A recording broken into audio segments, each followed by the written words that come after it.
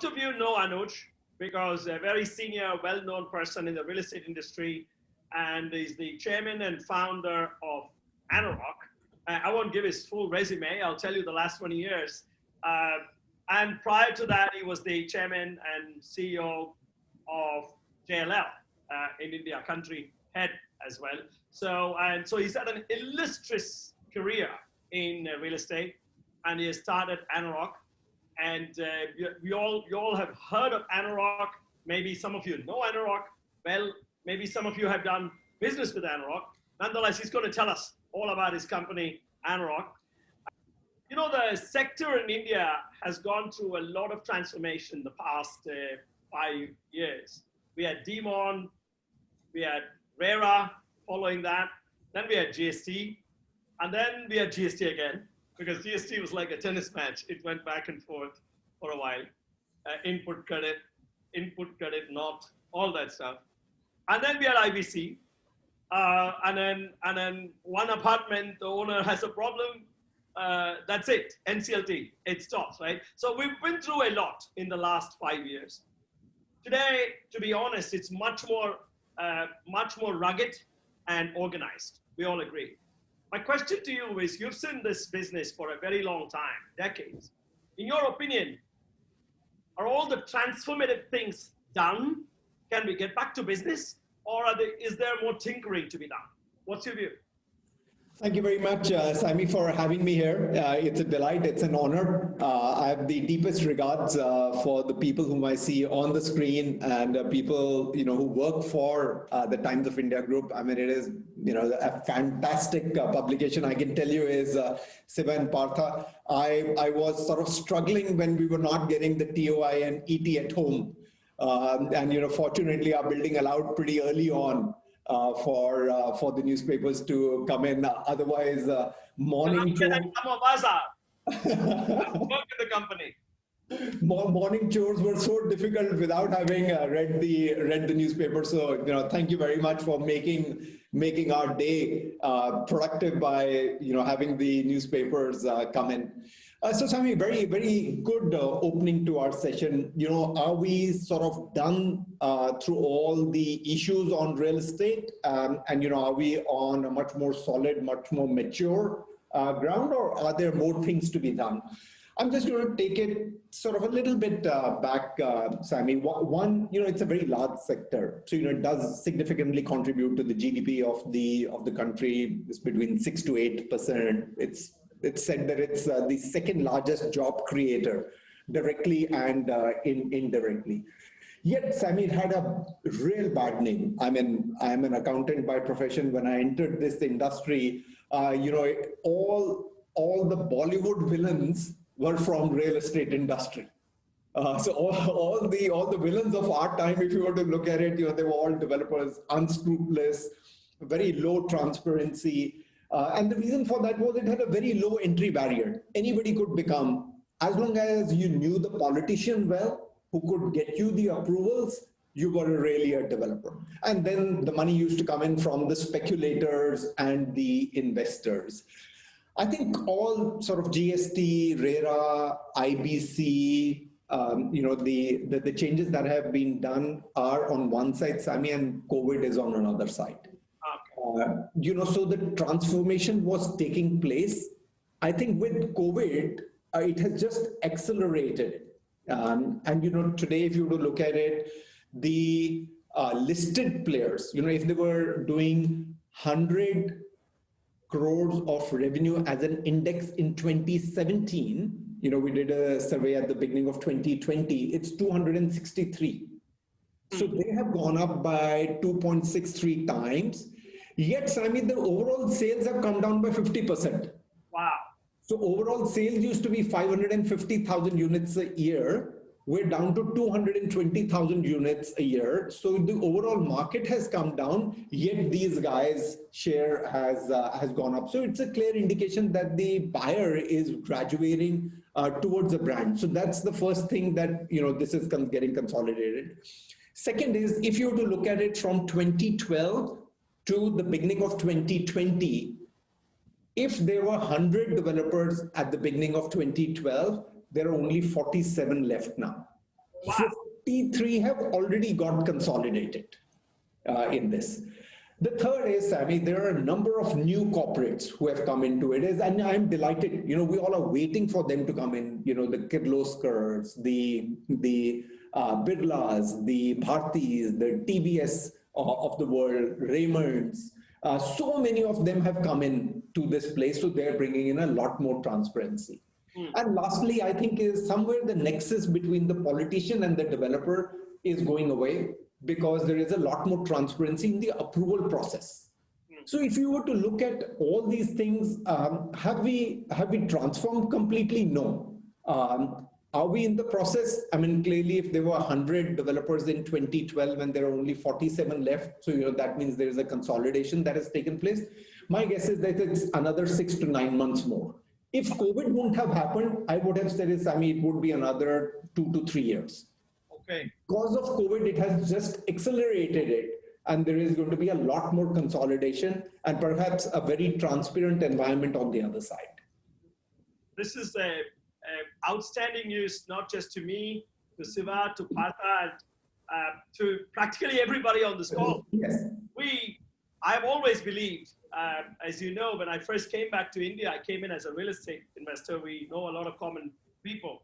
I always believed, just like New York or London or San Francisco, Bay Area, etc., brand in real estate will develop over time.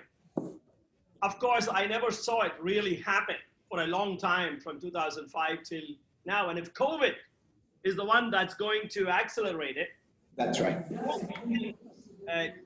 Like RERA and IBC and all this are taking us closer to that. That's good news for the Indian consumer and for the Indian developer and for the Indian construction worker. It's a great thing. I'm so happy to hear that. I'll tell you this. I'll say this with no ambiguity, that in the city of New York, which so many tall buildings, real estate is a nasty business even today. I remember Donald Trump when he was campaigning, long time ago, 2015, they asked him, how can you run America? You don't have any experience. He said, you try and be a developer in New York City. You try and be a developer in Manhattan or the Bronx or Brooklyn, and you can run America. You can't get one brick laid without 10 people stopping you. And that stayed in my head, and that's true. And so if New York is there, and we are getting close to that in 6-9 months, as you said, from your lips to God's ears, that's it's a great thing. Good, happy. We're starting off very well. Let's talk about Anurag. All right. You had an illustrious career, accounting, UK, real estate, JLL, and then you start Anurag. And you start Anurag during one of the most tumultuous time in Indian real estate, 3.5 years ago, when it was going through all these birthing problems of this transformation we're talking about. Why? Why at that time? What's the thought process? Why? Tell us. So, Sammy, when we got into the commercial part of the business, this was sort of early 2000, and you remember, Sammy, it was the dot-com bust. Yes. That happened, and there was a lot of upheaval. And then you had the global financial crisis in 2007. By 2009, I can tell you is that the commercial real estate sector was nearly as mature as more advanced economies. Okay. So it had gone through that transformation. It had gone through that entire process. When RERA was being written in 2014, and we were a part of that, I would come back every evening home and say to my wife, this is absolutely going to be a phenomenal sector for somebody to get in. Residential, exactly the way commercial happened, and it's taken 10, 12 years. I think, this is now going to happen the same thing with residential. Maybe it'll not take 10, 12 more years. Maybe it'll take lesser period of time. So it was always at the back of my mind. And majority of the IPCs, as we call them, the international property consultants, they're largely focused on offices because that's their core business. Internationally also, it's their core business is that. And I used to wonder is that why are we not getting into residential? And I'll give you one more data point. In 2009, the total construction activity in India was $94 billion of real estate, out of which 49% was residential. At the beginning of 2020, this $94 billion became $243 billion. Wow. And the residential, instead of 49%, became 88%. So actually, Sammy, if you look at it, the rest of all the sectors put together are only 12%, whether it's hotels, retails, offices, industrial, anything else, it's only 12%. 88% is residential. Humongous, humongous. And you know, we were not playing in that sector. So clearly, I felt that there is a big opportunity. The sector has just grown. Transformation through RERA has come in. The international property consultants are not there. And yet I had seen in the commercial space in 2000 and 2008, there was a huge amount of consolidation, and then the transformation brought in maturity into that sector. I felt the same thing for residential. I said, this is the best time to get in here and ensure that you're really being able to take the benefit. And I think, Sammy, we've gone through a lot of churn in this sector. I would still say is that it's probably another 12 to 15 months away when you will start to see that full maturity into the residential, the way that you have seen in commercial. Retail also happened in 2008. That also, you know, we used to call it malaria.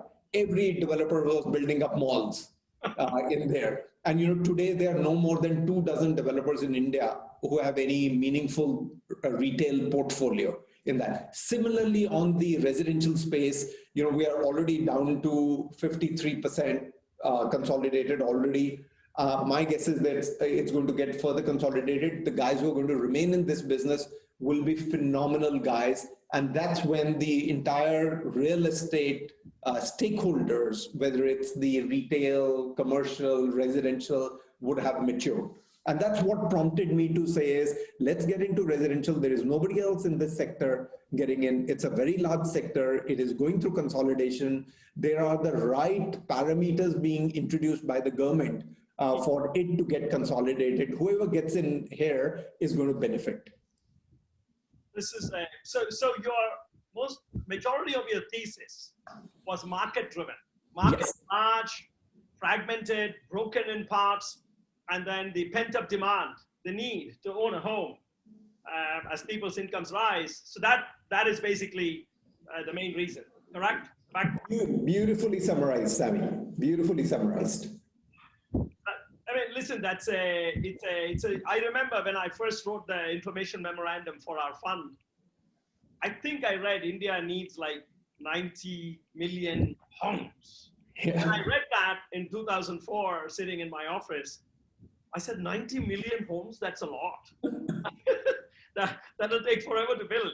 And then so I guess we still need 90 million homes, even after everything that we have built in the last 15 years, because now the joint family structures slowly coming apart, and people want to have their own homes, still be with their family close, but have their own homes. And that's going to multiply that number as time goes by. Absolutely, absolutely. So the demand is, there's still a shortfall in the supply compared to the demand. The trouble is, Sammy, is that the demand is in the wrong category. Achha. You know, it is in the category because, you know, developers are rich people. They drive big cars, they have fancy houses. They think life is like that. They think Indians are like that. They think everybody is rich. So they have built products which are far more expensive than what an average Indian really can afford. So you know, developers have now understood that the dialogue to say is that this is going to cost me this much doesn't really fly with the buyer. The buyer is saying is, I don't have this money in my pocket. Yes. My salary hasn't gone up the way that the real estate prices have gone up. So, you know, please give me a tighter apartment. Please give me a ticket price that I can really pay for. Yes. So that's where the mismatch has happened, that whilst there is shortage of resi, but then the supply that has come in is of the wrong category. It's of the luxury, it's of the upper end. The demand is affordable. The demand is outside cities of outside Mumbai, in other cities, about 50 lakhs or less rupees per unit. In Bombay, it is less than 1.5 crores. Whilst the developments are all, 4 crores, 6 crores, 20 crores, that's where the trouble is coming in. That's why we find excess capacity around, sitting around, and we see it. No, Yes. certainly a very good explanation. If Mercedes were to make the sports cars and the S class and they probably won't be selling many cars, right? They have a product for every segment. Beautifully. Very well said. I hope this professionalization, as you said, consolidation and developers creating branded products with quality and taste, also focus on cost and affordability, and then that middle class segment can grow very nicely. I just call it low cost housing.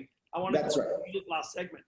And if you look at it, Sami, that most of the corporates who have come in have started to attack that. So you look at Shapoorji Pallonji, they have a product called as Joyville, which is in that less than 50 lakh rupee category. If you see Tata's, they have Tata Value Home. Mahindra has Mahindra Happy Nest. They are all in that affordable housing category. And they are industrial houses. Yes. So they know how to, one, their leverage is at very reasonable cost. Second, they understand the time value of money, and they are able to really put it on a production line. Third is, we used to see huge amount of pilferage at the sites of the developers. And, when we would point it out, there's so much of pilferage, they were like, we're making so much money. It doesn't matter if 2, 3, 4% goes away. In there. I mean, they won't get out of bed, Sami, unless they were making 30% plus return every year on their projects. These guys are very used to sort of mid-teen returns, these corporates. And that's where you're starting to see that the buyer is wearing to these brands. Plus, these brands are also understanding what the consumer wants. Yes. And that's where I feel that the match is coming in. Oh, this is wonderful. Let me just toggle to digital focus in your business in Anurock a little bit.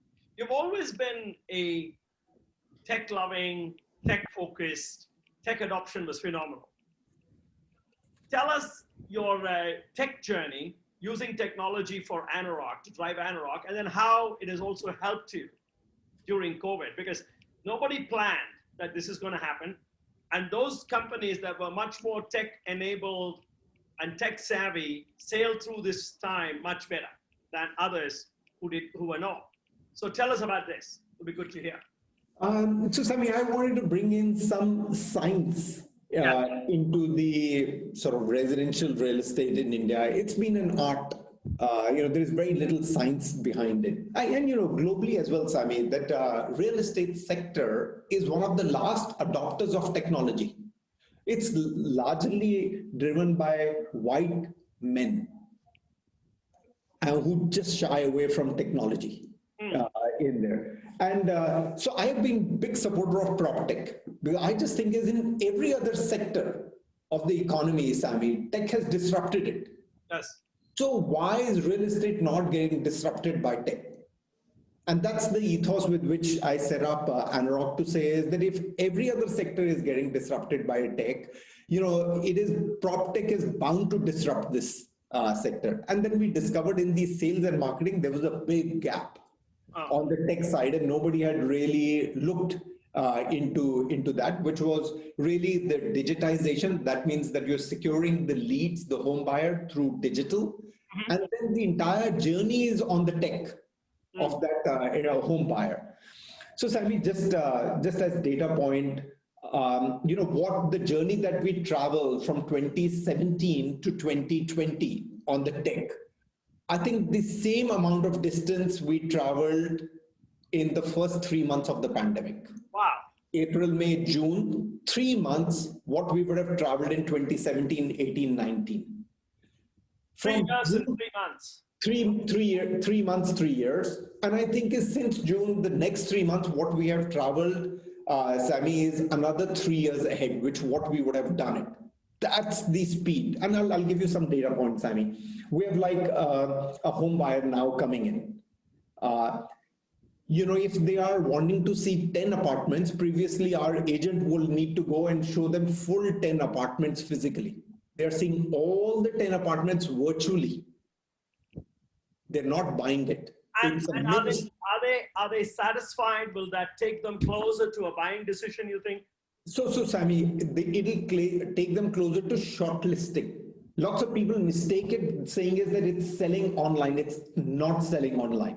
I don't know how people are claiming that it is selling online. I mean, for very good brands, it can sell offline, but my guess is it's no more than 1 or 2% happens online. What the buyer does is that they are seeing through virtual reality 10 apartments, shortlisting 3.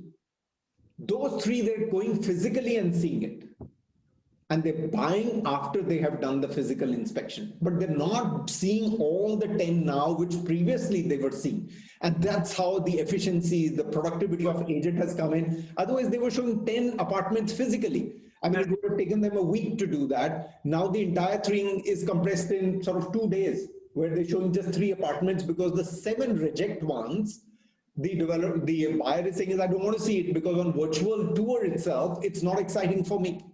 Which also means, Sammy, for the developers, they have to upgrade their technology now, because whilst the product may be superb, but if virtually they're not being able to display it, the guy is not shortlisting it only.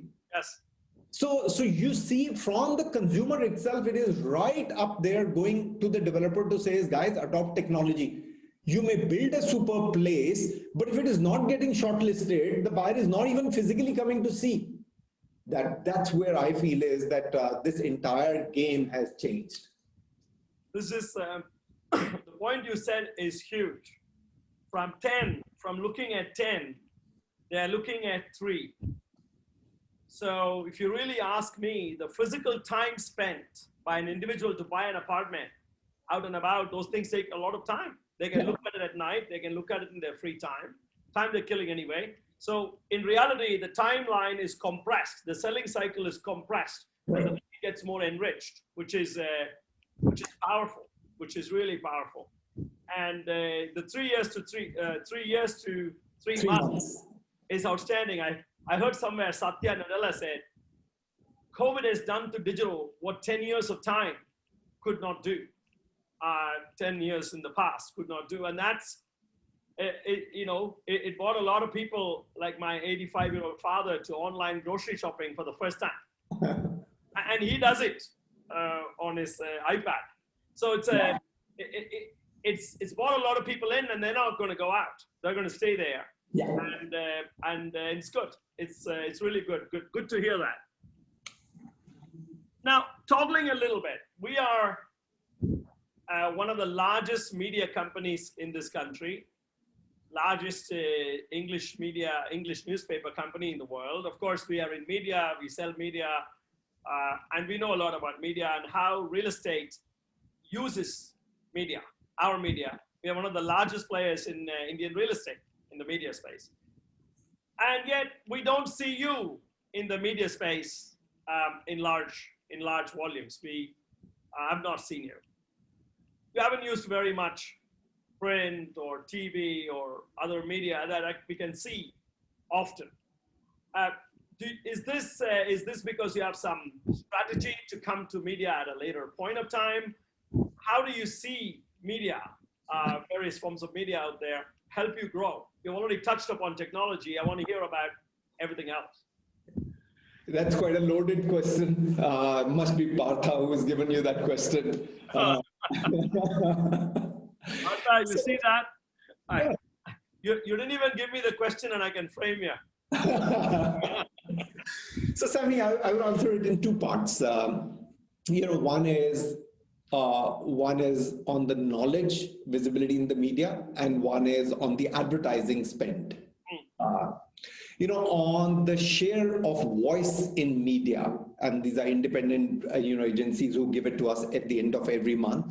I think month on month, we are somewhere between 45 to 50% share of voice in media. That means every time anything is quoted in real estate, Out of 2 times, 1 time is Anurag. So Wow. we're quite large, but that's because of the knowledge, because of the research, because of the reports, because of the analysis, the data points. And as I said, these are independent agencies. My team will tell me we're like 75% times quoted onto it is, but these are independent agencies. So I checked it up for September, Siva, we were at 47% voice in media. In there, I used to run JLL. We used to be about 32, 33%, because media loves residential. Office, they can only do that much, because if office is only 12% of the Indian real estate and 88% is residential, then they gravitate towards residential data, residential report, and that's why Anurag got a lot more visibility in that. But second, more important point is Partha's point, which is the spend on advertising. And I wanted to give some data point.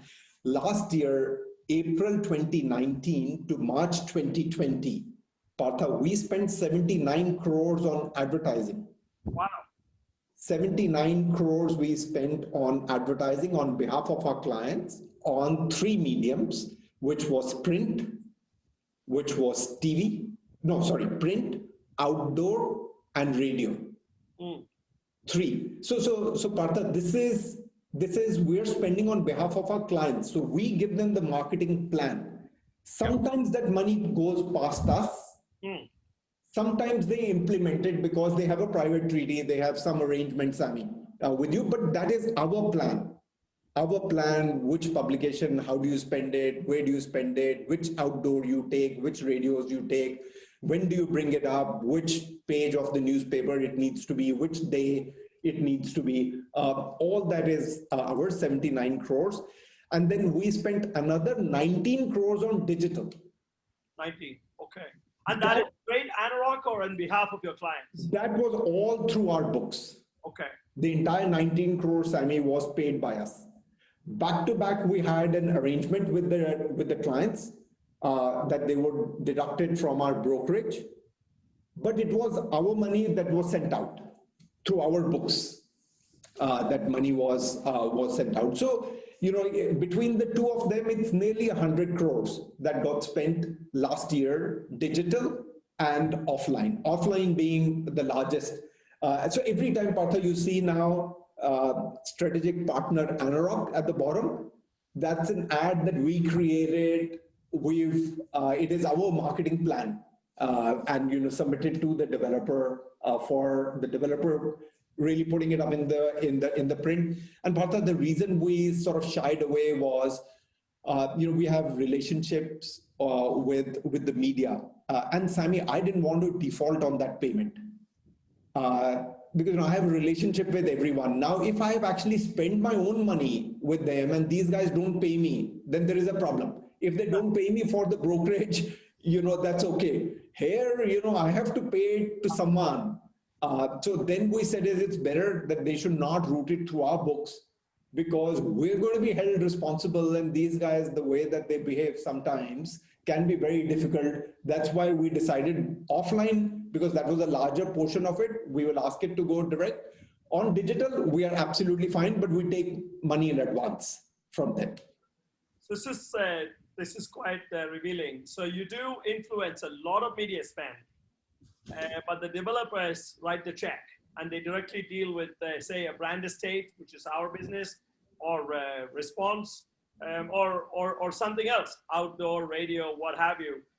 But you influence that, because the reason I asked that question was, we know how all the key developers, practically all of them in this country, use our media.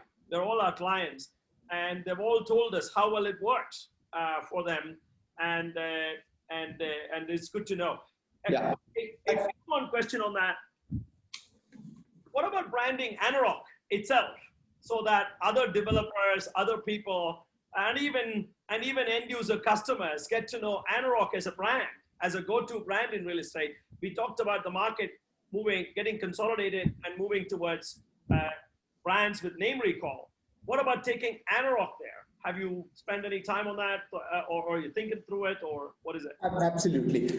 So Siva, just to let you know, also on the, we're also big supporters of Magic Bricks. So, there on the digital part, there is, I think, between 3 or 4 portals. I think 3 portals. There's a significant spend that is done because that's where we get the leads from, apart from Google and Facebook and LinkedIn on the digital spend. So Sammy, we'll certainly at one stage start to build the Anorak brand when we move from B2C. Okay. Today we are B2B only. Within B2B space, Sammy, most of the developers would know me by first name basis. So, there is very little that you want to advertise. If you want to advertise with them, then you advertise on Kredai platform, or they have another like Maharashtra is Maharashtra Chamber of Housing and Industries, MCHI. So you advertise it on their platform. It's just by virtue of me being there for 25, 30 years. So, they would know what it is. But when we get into the B2C space, which is what my aspiration is one day, to make Anorak into a consumer brand, that's when you will start to really advertise and make that into a B2C. Today, it's not required because you're a B2B brand. Yes. But in the process, I mean, and that's why I was saying to Partha is that, if you look at it at the bottom of the ad or any hoarding, or even when the radio jingle ends, they will always say strategic partner Anorak. The reason for that is we're slowly wanting to make that into a B2C brand. So at least there is some recall at the developer's expense, but you are slowly wanting to build up your brand. No, that's good. That's good. Okay, that clarifies it very nicely. Thank you. Another question on COVID again, going back to COVID. COVID has made a lot of people who are renting now. And I have friends in New York City, close friends, who are renting, and people like me, we calculate rental yields, we calculate the opportunity cost of investing that capital in equities. We know to invest in equities, and we say it doesn't make sense for me to own it. 2% rental yield, 1.5%, 2% rental yield, I can joyfully rent and save money. But during COVID, a lot of reinforcement has come in that you got to own your home, okay? A lot of people are looking to it, at least talking about it. People are moving in that direction. What emerging trends? You've already shared some of it. We've already discussed that the nuclear family is coming apart and people want their privacy and so forth. But put COVID on top of it.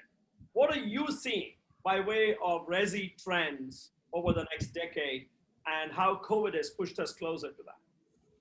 I think 5 or 7 things, Sammy. So something has happened in the mind of the buyer. I mean, honestly, Sammy, when this hit us, I thought that, we're gone till March of 2021. I mean, in my mind, by end of April, I had completely written off this financial year. And then, as we started to sort of get into end of May, June, our Bangalore office opened up. You started to see that there was positivity coming in. And then we analyzed and we felt is that, by the festive time, Diwali, New Year, the market should start to really come back.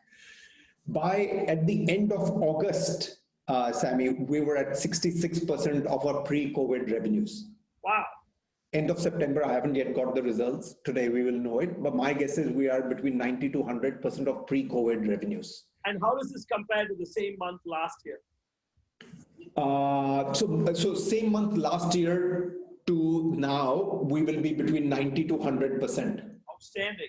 So, Sammy, it's not only us. I think many good developers you will see is that they will make the Q2 results available. Certainly on the listed one will say the same thing as well.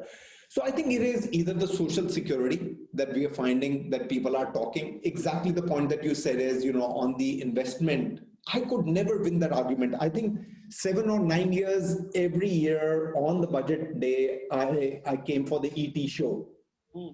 ET Now, and every time I was beaten black and blue, and every time after that I had to go into Kamla Mills to that bar, have a few whiskeys before I would go home, because usually the stock market guy, the mutual guy would just crush me. Or like, what real estate, absolutely useless guy.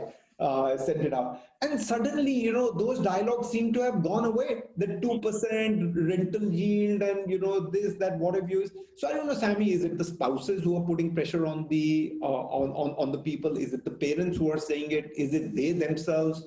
Also, Sammy, in many building societies, particularly Pune and Bangalore, our guys tell me is that the society has differentiated between the lessee and the owner. Strict rules for the lessee and not so strict rules for the owner. So Wow. clearly there is something that has gone in the minds of the buyer. And I think for South Mumbai, something has happened. Maybe the closing down of the Wellington Club, that they're not being able to assess the facilities, and they are just buying left, right, center in new building with infrastructure in there. Maybe because in building, right?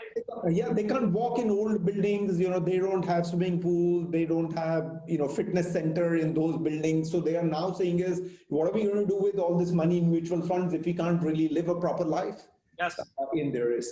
So that's on one side. The other side we are seeing is that there is desire for larger homes. Certainly half a bedroom. We're saying to all the developers, guys, please replan, put half a room more. If you were doing 2 rooms, it's 2.5 room.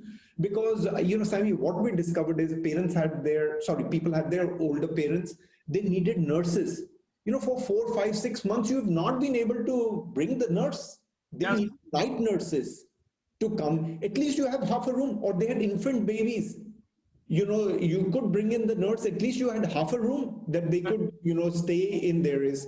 We're also seeing huge amount of demand for plotted development. Like Godrej was never into plotted developments. They're doing plots now on the periphery of the city. People are saying, I'm quite happy to own my own home. I don't have to live in this block of apartments. Somebody gets COVID, my building gets shut.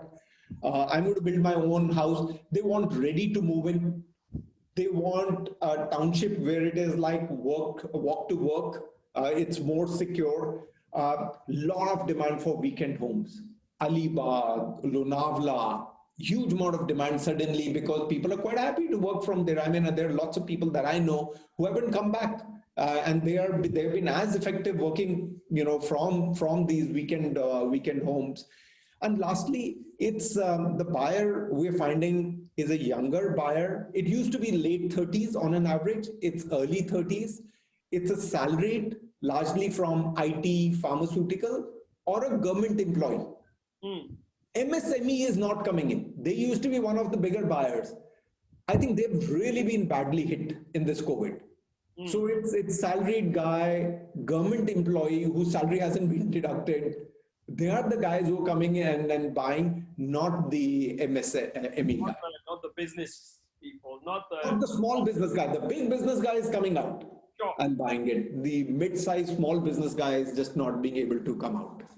No, this is good. I mean, I've heard about a trend that in the Hamptons, it's impossible to buy a home now. And people want their plot of land, a little bit of land, because people who live in these 100 flat buildings, 15 floors, 7 flats in the floor, that's a cage in a situation like this. It makes everybody think in dense cities. In fact, I was talking about it with my dad yesterday on a FaceTime call that sometimes it's forbidding. I showed him the building next to me. He said, how many floors is it?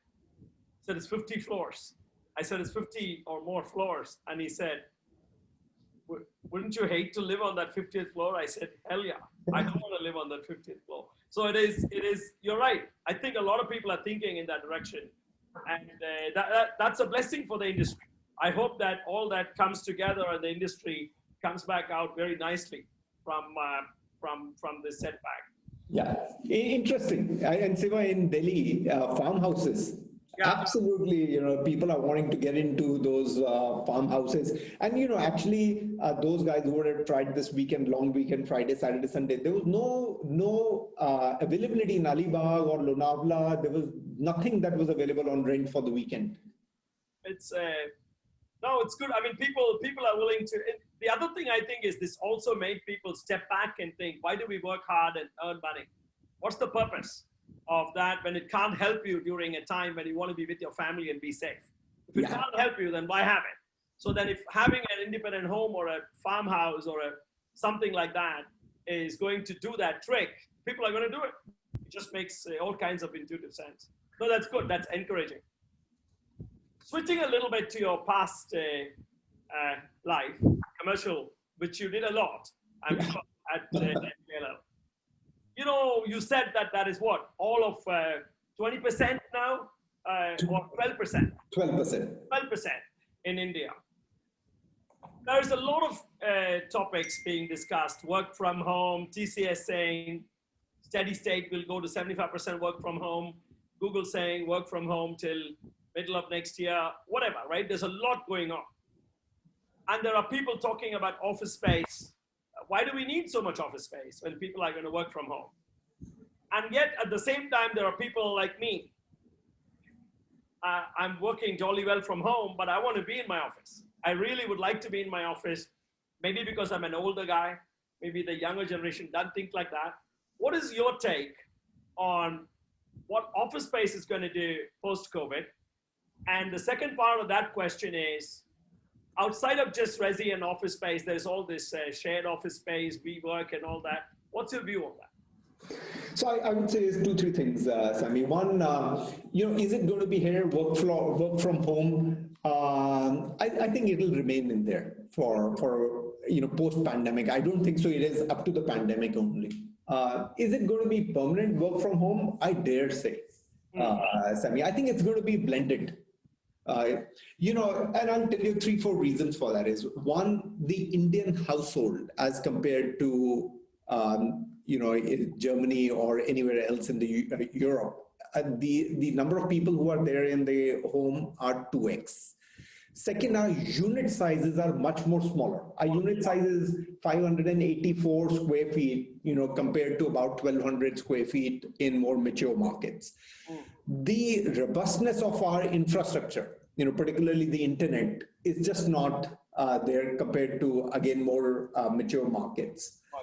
And I just feel is, the innovation, the gossip that you do when you meet up with your colleagues. I mean, I wait to get into the office and have lunch. And all you're doing is just gossiping over lunch. But, that half an hour, 45 minutes, gets you going in there. I couldn't agree with you. I have to agree with you 1,000% on that. I really missed that 20 minutes from 2 p.m. to 2:20. It's energizing to talk to somebody and share some idea. Exactly. Yes.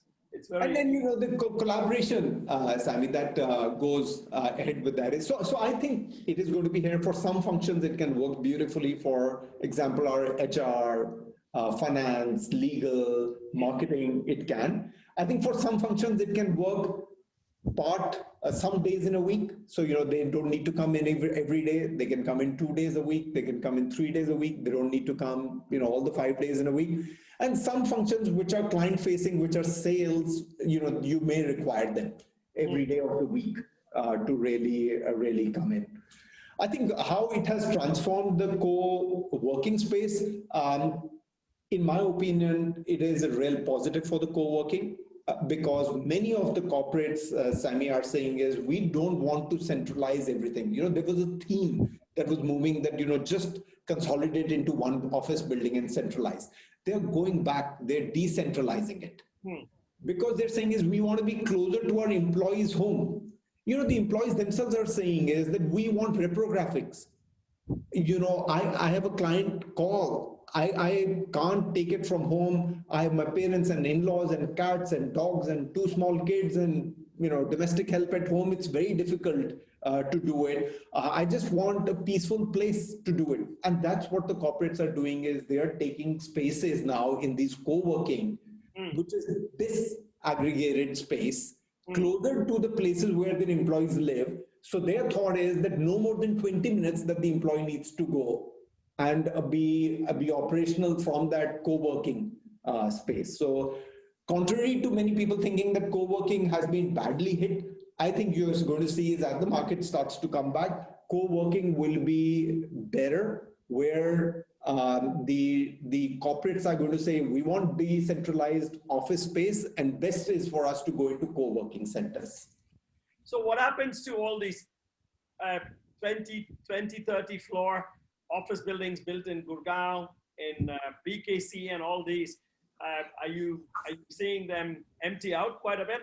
Those ones, Sammy, were not really as large for consolidation. So, for example, we are in this building called as 1 BKC. Yes. Average space will be 8-10,000 square feet because these are largely sales offices. Okay. In there, they will be absolutely fine. It's the large IT campuses where you're going to see is that this disintegration really happen. At 10,000 square feet, you can't really have too many. At 5 lakh square feet, you can say is that, I want 10 different offices of 50,000 square feet in co-working spaces. Well, this is, that's interesting. So a town like Bombay that doesn't have too many massive IT parks inside the city of Bombay, maybe less affected, but then maybe something like Pune or suburbs, big suburbs of Bangalore or place maybe like Mulund or Gurgaon may get impacted a bit. That's the sense. Okay, good. It's been really, really good. I'm going to open it up for questions, Anuj, from Siva and Partha first, and then I have a bunch of questions. I have a half a dozen questions for you here. I told you, people know you and people like you. So I'll turn it loose to Siva to ask his question. He had a question he told me earlier. Thank you, Anuj. Thank you, Sami. Sami, you have asked most of the questions, and Anuj, it's always a pleasure to listen to you. I still remember some of the comments you made. You actually joined us in Gurgaon office. Yes, I remember. 8 February 2017 was the day. Oh my God. and it was. Emails and calendar. He keeps. And it was before Reda was introduced. It was before Reda was introduced, and you spoke about Reda being the ISA mark, and how the supplies will go down and how the cost of business will go up. But you also spoke about consolidation of the industry. So a lot of learnings, lot of thing from you. And I still remember this and some of the ideas you said we did implement it. So, and obviously you have answered a lot of questions relating to COVID, I have a very simple question. Post-COVID, what is the developer selling and what is the buyer buying? Because the reason I'm asking this question is, though we used to say everything, we just used to spend time at home for sleeping. And half of the time we were always used to travel, either on work or vacation or this. It was a place where we used to store stuff and perhaps sleep some of the days. And you can ask most of the guys how many days they sleep at home. Pre-COVID and post-COVID is very different. So the question, and also the second point is that yes, most of the people, more than 50% or 60% of your total wallet is in house earlier. Now more than 50-60% of your time is also in the house. This is the change. So therefore my simple question is, what is post-COVID? Do you think there's a change in definition? What is the developer selling and what is the buyer buying? Very good, Siva. So I would say is the buyer is Siva looking at buying either ready to move in inventory or 6 to 9 months to completion. Very difficult to sell under construction, which is 2 or 3 years later. Also, what we are finding is, Siva, that the launches that have happened, usually launches pre-COVID level were like a sweetheart for us. We used to wait for a launch and partner a developer on the launch, because launch we used to make tons of money. We used to sell 100, 200 apartments before we know. Launches have become very difficult to sell. So ready to move in inventory or 6 to 9 months towards completion. Second, the theme is upgradation. They want to buy better. They want to buy bigger. They want to buy better quality. They want to buy in a more secure building. They want to buy where the building has better infrastructure. Whether it has a small clubhouse, whether it's got a few rooms in the clubhouse, whether it provides reprographics, it provides some kind of fitness, entertainment. That's what the buyer is really looking at. The buyer is very clear, Siva, that they don't want to buy from B or C grade developer. We're seeing B, C grade developer drop the price like they've dropped their pants. Buyer is still not coming in there, which is a dramatic change from the pre-COVID level. Pre-COVID level, they used to just get lured by price. It didn't matter. And that's where you would get stuck. This time, the C grade or the B grade developer has bought down the price by 20-25%, yet the buyer is not going in there. Are they buying with the good developer? They are buying, but they're still negotiating. But the good developer is only negotiating for ego purpose 5 to 10%. And so clearly there's differentiation that the buyer is doing. So buyer is buying bigger, better, upgrading. They're buying nearly ready to move in inventory or ready to move in inventory. They're not buying from a BC grade developer. If the inventory is complete of BC grade developer, absolutely happy to buy it, because then they can see and feel and then they are going in, but otherwise not. Launches have become difficult to sell, unlike what it was in the pre-COVID level. Smaller is becoming difficult to sell. One bedroom is, we are finding it very difficult to sell, which used to be like a cakewalk. One bedroom, people are not. One needs to be 1.5. They are looking at balcony. They want a little bit more open space, and also that half a room, whether it's an office, whether it's a puja room, whether it's like a maid's room that they are going to convert it. They are looking at some flexibility in the house that you are creating as a design. So for example, the room can be converted into something else during the day versus a bedroom in the night, and that flexibility. They're looking at payment plan, Siva, that you take now 10-20%. The rest of it, I will only give it to you when you give me delivery. So that's what they're looking at as a change to what it was pre-COVID. Thank you, Anuj. That's very good. That ties in with your consolidation message, Anuj. Partha, you had a question too. I had a question, which is, if upgradation is one of the key themes, and like people are moving to bigger, better places. So, what is happening to their old places? Is there a large C2C market which is also opening up? I mean, is it becoming very big of late? Absolutely, Partha. So that market is becoming very big. Partha, we set up a company also called as Home Exchange. So what that business is doing is they are buying your old apartment, paying you money, and you go and you upgrade. And we're seeing a lot of demand for that, where if you can transition it painlessly and somebody buys your old, it's like a car 24. So Home Exchange, we are one of the equity partners in that, is exactly the same business. And we're seeing a lot of demand come up on that. So by virtue of that, the secondary inventory in those buildings is increasing. And people are graduating onto better quality, newer, better facilities, better security apartments. And it will get professionalized, I guess, because there's to be a lot of arbitrage in that market. So that will vanish, right?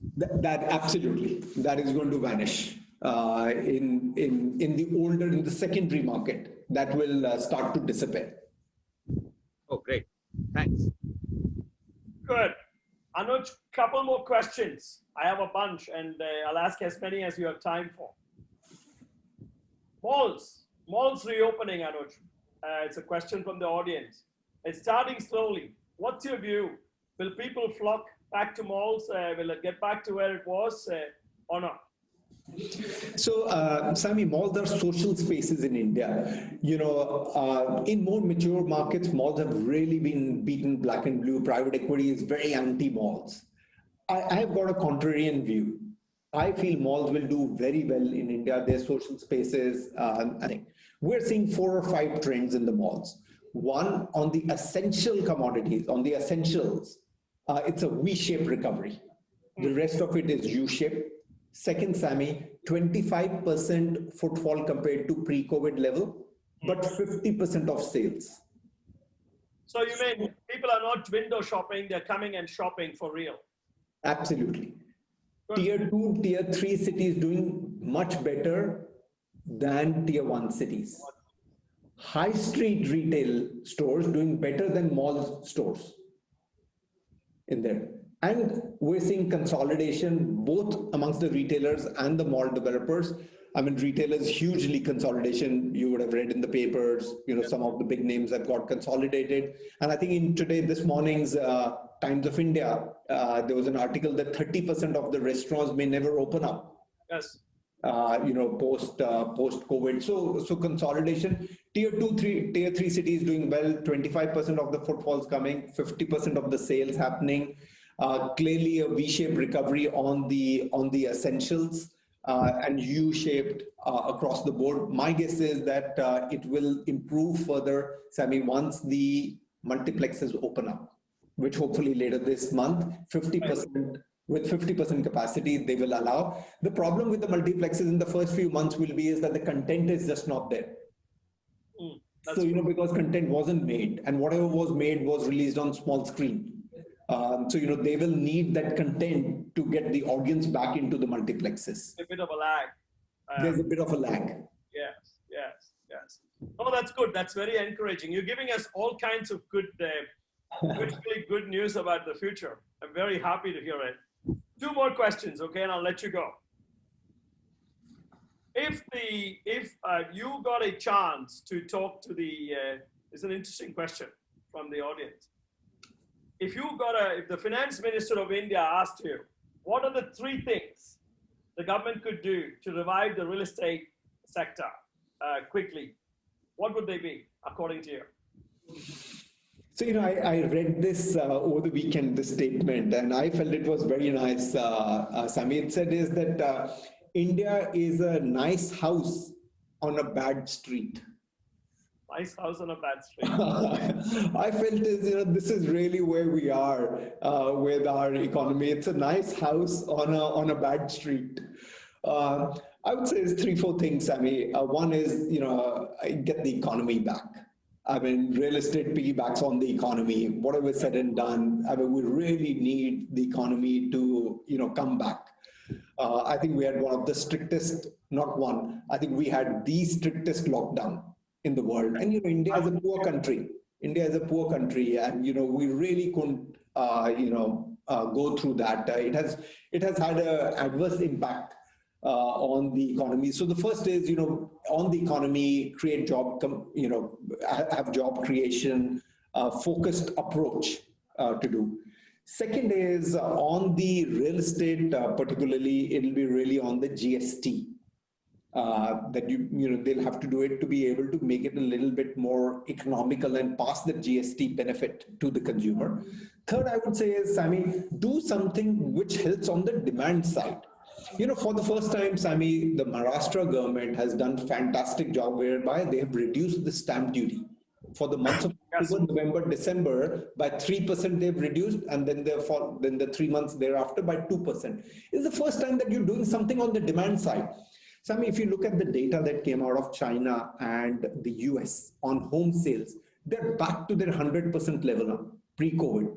And the reason for that on China was that for a limited period of time, Sammy, they gave huge amount of benefit. Till March 2021, they gave huge amount of benefit to the home buyers.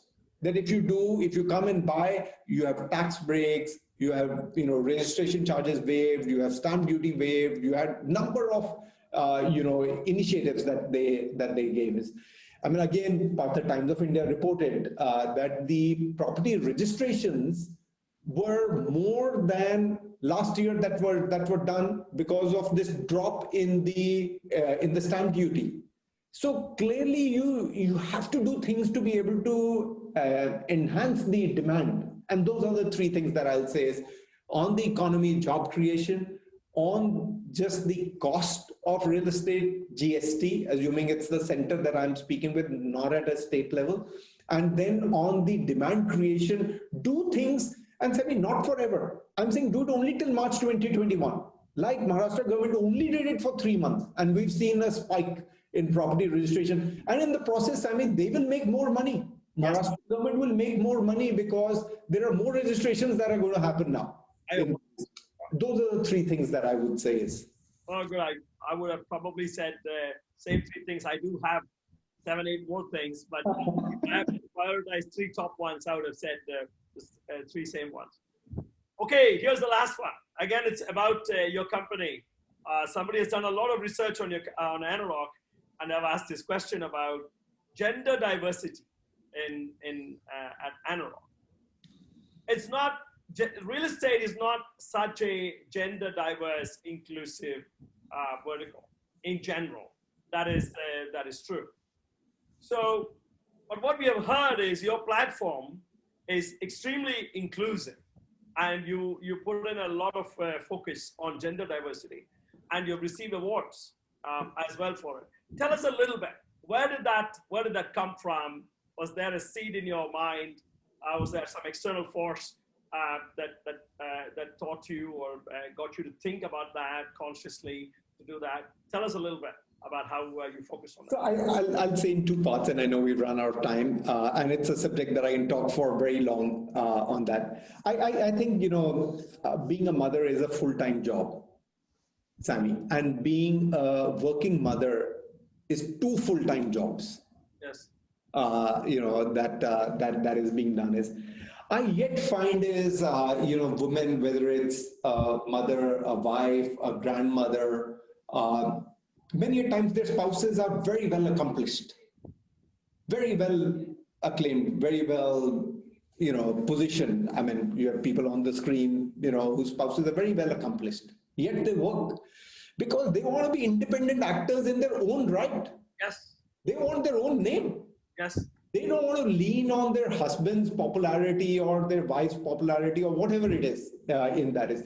And that's what got me thinking many years ago that, this is a phenomenal asset that generally as Indians, we stereotype women to say is that your priority is more domestic work. And I'm saying is they have a very positive bent of mind, Sammy. They understand the clients better. They are more loyal to the company. They are more inclusive. They are culturally a lot more attuned to the organization. So, why do we not support them? And, their support, Sammy, honestly, I can tell you is only once required, which is at the maternity time. If you can go through that, and I've seen it, at that time, if you can support it, those 2, 3, 4 years, they are with you for life. Because, at that time, Sammy, it's too much pressure. Pressure from their spouse, pressure from a small kid, pressure from their in-laws to stay at home, pressure that why do you have to go out and do when, a small little kid, 3-year-old, pulls his mom's sari and starts to cry, no, don't go. And, at that time, your heart really says that, no, I should not, I should leave it and I should spend time with this kid. I just think is that, they do an absolute phenomenal job at that. To say is, we're independent actors, and we want to be on the stage as independent actors, not follow somebody's identity. And I just feel is that there is greater prosperity in companies which are more diverse, and there is better understanding within that company. And that's sort of what prospered me, sort of what sponsored the thought about 15, 20 years ago. That there has to be more women workforce particularly in real estate. No, it's really powerful. Like I have heard this in Times of India. We spend a lot of time on diversity and inclusiveness and so forth. And we do have quite a number of women in our company in media. But when you go to real estate, I don't see that. I've not seen that focus as well. And when I've paid attention to the fact that you focused on it, and I'm glad that came up as a good question, and we got to hear your side of the. I know it's been wonderful. An hour just went by. We didn't even take a 20-second break. A lot of wisdom, a lot of data, a lot of geek fodder for me. I hope one of my team members, I've already told 2 people to take notes, so I'm sure it'll all be there. The information will be there for us. Sammy, thank you very much, Sammy. Thank you, Siva. Thanks, Partha. Thank you so much, Anuj. Always a pleasure to listen to you. Thank you, sir. Thank you, Anuj. Thanks all. Bye.